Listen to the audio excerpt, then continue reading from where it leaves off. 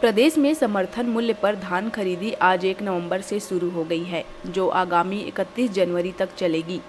पहले दिन आज पूजा अर्चना के साथ खरीदी की औपचारिक शुरुआत हुई। हालांकि आज पहले दिन होने के कारण गिनती के ही किसान धान बेचने पहुंचे हुए थे। वहीं कुछ उपार्जन केंद्रों में बोहनी तक नहीं हो पाई है। रायपुर के तिल्दा नेवरा क्षेत्र के खौना, बरतोरी, मड़ही आदि केंद्रों में धान बेचने कुछ किसान पहुंचे हुए थे। वहीं कुछ केंद्रों में गिनती के ही किसान धान बेचने पहुंचे थे, तो कई उपार्जन केंद्रों में दिन भर सन्नाटा पसरा हुआ था। किसानों ने बताया कि इस बार धान की कटाई नहीं होने के कारण बिक्री में थोड़ी देरी होगी, क्योंकि अभी फसल खेतों में खड़ी हुई है। कुछ में पानी भरा हुआ है तो कहीं जमीन गीली होने के कारण हार्वेस्टर ले जाने में कठिनाई होगी।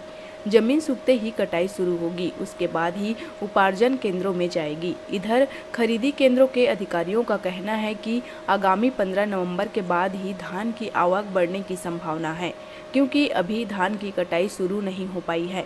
वहीं टोकन, बारदाने सहित किसानों की सुविधा के लिए उपार्जन केंद्रों में पर्याप्त व्यवस्था समितियों द्वारा की गई है। पंजीकृत किसानों को धान विक्रय हेतु टोकन जारी की जा रही है। वहीं किसानों को धान बेचने में किसी भी तरह की कोई दिक्कत न आए, इसको लेकर सभी केंद्रों में बेहतर प्रबंध किए जाने के साथ ही व्यवस्था पर मॉनिटरिंग के लिए अधिकारियों कर्मचारियों की ड्यूटी भी लगाई गई है। प्रदेश में आज से समर्थन मूल्य पर धान की खरीदी शुरू हो गई है। उपार्जन केंद्रों में पूजा अर्चना के साथ खरीदी की औपचारिक शुरुआत आज से हो गई है। किसान हैं आज से धान बेचने के लिए उपार्जन केंद्र में लाना शुरू कर दें। हमारे बीच समिति प्रबंधक मौजूद है, उनसे चर्चा कर जानेंगे कि इस बार कैसी तैयारियां उपार्जन केंद्रों में की गई है। आज से धान खरीदी चालू हो गई है, क्या तैयारी की गई आज से केंद्रों में? किसानों को धान की खरीदी के लिए पर्याप्त मात्रा में बारदाना की व्यवस्था कर लिया गया है। फड़ का साफ सफाई कर लिया गया है। पर्याप्त मात्रा में किसानों के धान को तौलने के लिए हेमाल की व्यवस्था कर ली गई है।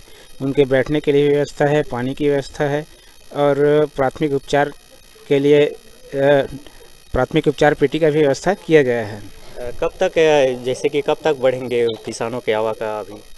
अभी वर्तमान में तो फसल की कटाई धीमी गति से चल रही है, मतलब उतना ज़्यादा कटाई नहीं हुआ है। आगामी 1 हफ्ता के अंतर्गत आवक बढ़ने की संभावना है।